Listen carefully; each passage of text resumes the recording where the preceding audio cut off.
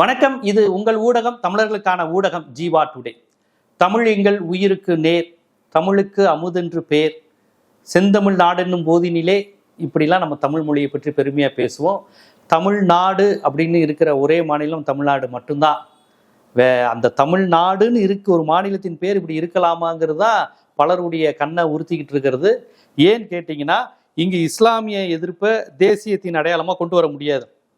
India முழுக்க இஸ்லாமிய வெறுப்பை விதைச்சு அதை தேசப்பற்றா கொண்டு வரக்கூடிய வேலையை பாஜக RSS பல நூற்றாண்டு 100 வருஷத்துக்கு மேலே செஞ்சுக்கிட்டு இருக்கிறாங்க. தமிழ்நாட்டில் மட்டும் அது நடக்காது.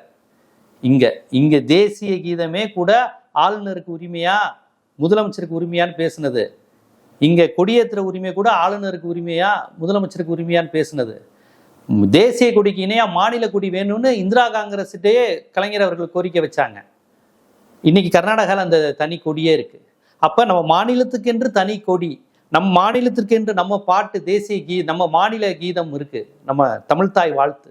இப்படி மாநிலம் மொழிக்கென்று தனித்துவத்தை பெற்ற மாநிலம் தமிழ்நாடு. நம்மை போன்றே தனித்துவ உணர்வுடைய மாநிலம் மேற்கு வங்கம்.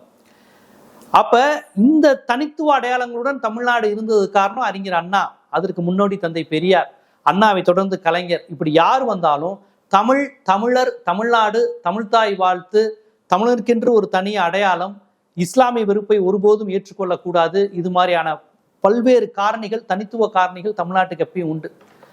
இன்னைக்கு விஜய் ஆட்சிக்கு வந்த உடனே, முதலமைச்சரான உடனே அவர் செஞ்சது இந்த தனித்துவத்துல கை வச்சதுதான். வந்தே மாதரம்ட்டார். வந்தே மாதரம் பாடல் ஒரு 4 மாசத்துக்கு முன்னாடி தான் இந்த நிகழ்ச்சியில பதவியேற்று உட்காந்துருக்காரு ராகுல் காந்தி. யாருமே பாவம் அவரை மதிக்கல, என்னன்னு தெரியல, அப்படியே உட்காந்துருக்காரு. திமுக மேடையில கட்டி அணைச்சு ராஜாதி ராஜனா இருந்த ராகுல் காந்தி இங்க விஜய் பக்கத்துல அப்படி உட்காந்துருக்காரு. பெரிய வரவேற்பு இல்லை. அப்பேற்பட்ட ராகுல் காந்தி, இடதுசாரிகள், திராவிட இயக்கங்கள், இஸ்லாமிய அமைப்புகள், மனித உரிமை அமைப்புகள், இந்திய வரலாறு அறிந்த வரலாற்று ஆய்வாளர்கள், எழுத்தாளர்கள் எல்லாரும் வந்தே மாதரம் நம்ம தேசிய கீதம் கிடையாது, நீங்க ஜனகணமனதான் பாடணும், வந்தே மாதத்துல இஸ்லாமிய எதிர்ப்பு குரல் இருக்குன்னா சொல்லி எதிர்ப்பு தெரிவிச்சாங்க. அந்த வந்தே மாதரத்தை தமிழ்நாட்டுல ஒழிக்கக்கூடிய ஒரு வேலையை இன்னைக்கு முதலமைச்சராகக்கூடிய விஜய் செய்து விட்டார். அவர் செஞ்சுட்டாருன்னா அவருக்கு வந்தே மாதரம் தெரியுமா? அவர் திட்டமிட்டு தமிழ்தாயை ஒதுக்குனாரா அப்படின்னு கேட்டீங்கன்னா, விஜய் ஒதுக்குனாரான்னு தெரியல. ஆனா விஜய் முதலமைச்சரானா அது ஒதுக்கப்படுதுன்னா அப்ப அது யாருடைய ஆட்சி என்று புரிஞ்சுக்கோங்க. இதைத்தான் நம்ம சொன்னோம். விஜய் RSS நபரா? அவர் ஒரு கிறிஸ்தவர், அவர் ஒரு பிற்படுத்தப்பட்டவர், அவர் ஒரு திராவிடியன் ஸ்டாக், அவர் ஒரு தமிழர், அதெல்லாம் சரி. இதெல்லாம் பிறப்பின் அடிப்படையில் வர்றது. உணர்வின் அடிப்படையில் அவர் தமிழ் உணர்வாளரா, திராவிட இயக்க சிந்தனையாளரா, பெரியாரிஸ்டா இருக்கிறாரா, ஆன்டி ஹிந்தி, ஆன்டி இந்துத்துவா இந்த கான்செப்ட்ல இருக்கிறாரா, ப்ரோ முஸ்லீம் அரசியல் பேசுறாரா? முஸ்லீம்களுக்காண்டி இருப்பேன்னா நோம்பு கஞ்சி குடிக்கிறது இல்லை, பிரியாணி பாய் அப்படின்னு கேட்குற எல்லாருமே இஸ்லாமிய அரசியல் பேசுறவங்க கிடையாது. இஸ்லாமிய ஃபோபியா இருக்கிற பல பேரும் கூட முஸ்லீம்கிட்ட நல்லா பழகுவாங்க. டக்குன்னு ஒரு படத்துல முஸ்லீம் தீவிரவாதி இயக்கம்ச்சா கை தட்டிடுவான். இது பொது புத்தி மைண்ட் செட். அப்ப விஜயிடம் நாம் எதிர்பார்ப்பது, இதுகாரும் திராவிட இயக்கங்கள் கட்டி காத்த இஸ்லாமியர் நலன், இஸ்லாமியர் அரசியல் அது இருக்கா? மொழி அரசியல், தனித்துவம், மாநில உணர்வு அது இருக்கா? அது ரெண்டுமே இன்னைக்கு இல்லைங்கிறத முதல் நாளே காமிச்சிருக்கிறாங்க. நமக்கு ரொம்ப அது ஒரு அச்சத்தை ஏற்படுத்தியிருக்கு, ரொம்ப பயமா இருக்கு. விஜய் அவர்கள் வந்தே மாதரம் பாடலை பாட விட்டு தமிழ்தாய் வாழ்த்து 3 விட்டது எல்லா தமிழ்நாடையே அதிர்ச்சிக்குள்ளாயிருக்கு. இதுல ராகுல் காந்திக்கு அவமானம். வந்தே மாதரம் பாட்டு நீங்களாம் தானே சார் எதிர்த்தீங்க 6 மாசத்துக்கு முன்னாடி. அமித்ஷா உள்துறை அமைச்சர் அப்படி ஒரு குறிப்பு வந்த போது, வாட் இஸ் திஸ், எங்களுடைய அடையாளம் ஜனகணமன, இது கூடாதுன்னு அன்னைக்கு காந்தி காலத்திலேயே பேசியிருக்கேன், நீங்களாம் தான் சார் சேர்ந்து பேசுனீங்க. இன்னைக்கு வந்துகிட்டு ஏன் வந்தே மாதரம் பாட்டை பாடும் போது உட்காந்துருக்கீங்க? உங்க கூட்டணி அமைச்சரவை, உங்க கவர்மெண்ட், காங்கிரஸ் கவர்மெண்ட் வரப்போகுது தமிழ்நாட்டில். உங்க கவர்மெண்ட் தான் இப்ப நடக்குது. காங்கிரஸ் இந்த கவர்மெண்ட் தானே வேணும்னு ஆசைப்பட்டீங்க. அப்ப நீங்களாம் இருந்தீங்கன்னா இந்துத்துவ எதிர்ப்பு தீவிரமா இருக்கணுமே. தமிழ் உணர்வு விடுங்க, அது காங்கிரஸ் செகண்டரி. இந்துத்துவ எதிர்ப்பு நீங்க பயங்கரமா இருக்கணுமே. போச்சே, காங்கிரஸ் இருந்தா பிஜேபி வராது, RSS வராது, RSS ஐடியாலஜி வராதுன்னா எடுத்து உடனே வந்துருச்சே.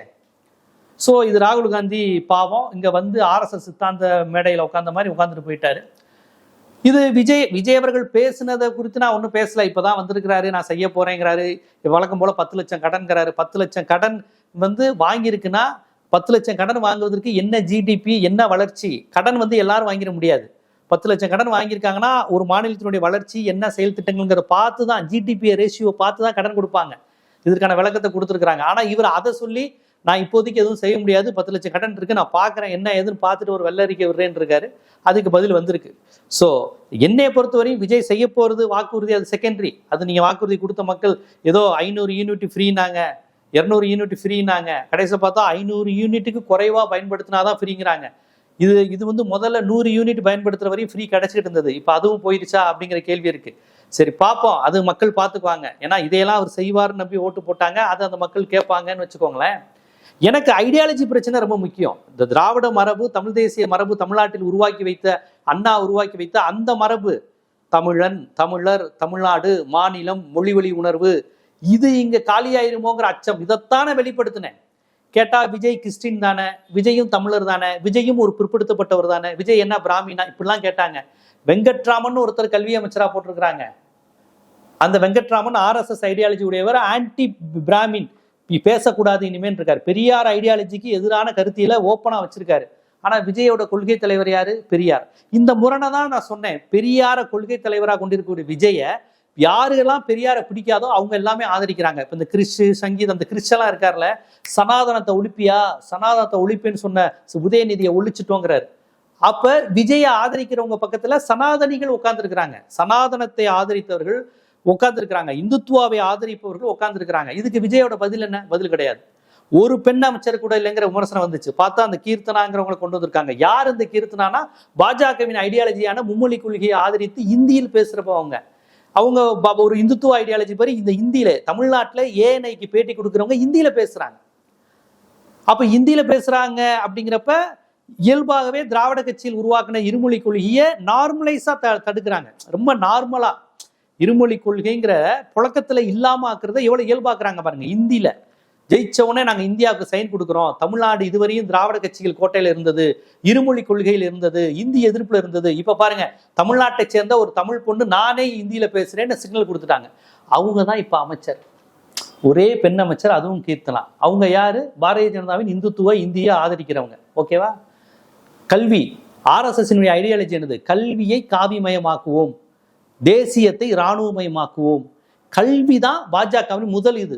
குழந்தைங்க கிட்ட நீ ராமாயண மகாபாரத்தை கொண்டு போ, குழந்தைங்க கிட்ட இந்தி உணர்வை கொண்டு போ, குழந்தைங்க கிட்ட அகண்ட பாரத உணர்வை கொண்டு போ, குழந்தைங்க கிட்ட திராவிட வெறுப்ப வித, குழந்தைங்க கிட்ட ஆன்டி பெரியாரை கொண்டு வா, குழந்தைங்க கிட்ட இது வந்து இந்துக்களுக்கான தேசம்னு சொல்லு, குழந்தைங்க கிட்ட 4 வர்ணத்தை நியாயப்படுத்து, குழந்தைங்க கிட்ட பிராமின்னா அறிவாளின்னு நம்பவை, இயல்பாவே பிராமின்ஸ் அறிவாளி நம்பவை, குழந்தைங்க கிட்ட முஸ்லீம்னா கெட்டவங்கன்னு நம்பவை, குழந்தைங்க கிட்ட அவங்களாம் படையெடுத்து வந்தவங்கன்னு சொல்லு, பிராமின்ஸ் இந்த நாட்டின் மைந்தர்கள்னு சொல்லு.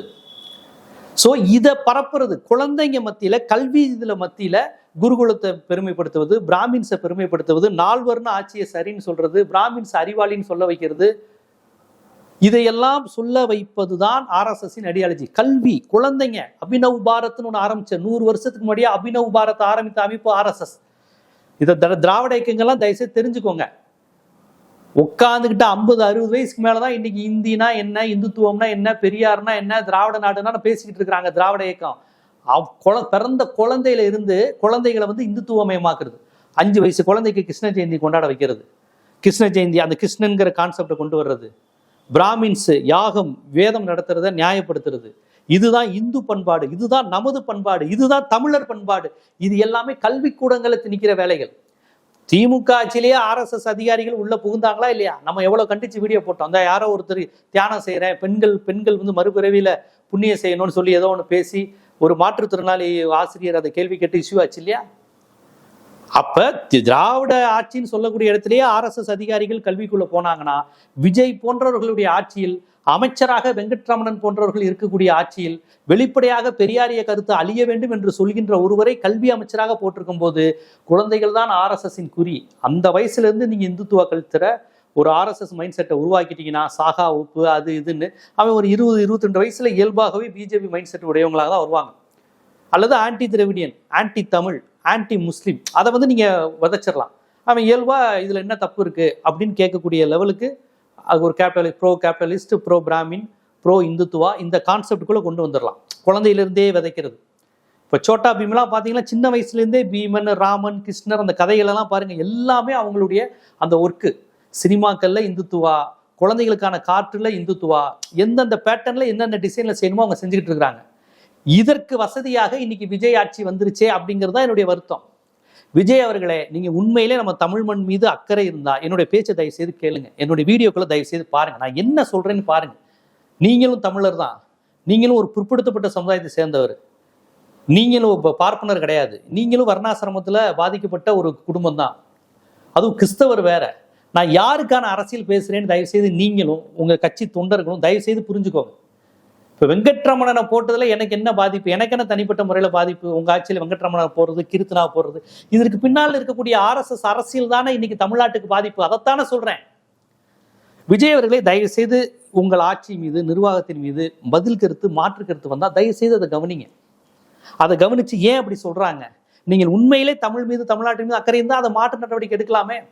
உங்களுடைய வாக்குறுதிகள், நிர்வாக செயல்பாடுகள் தனி, அது எல்லா கட்சியிலையும் விமர்சனம் இருக்கும், ஆதரவு இருக்கும். எனக்கு ஐடியாலஜி ரொம்ப பிரச்சனை.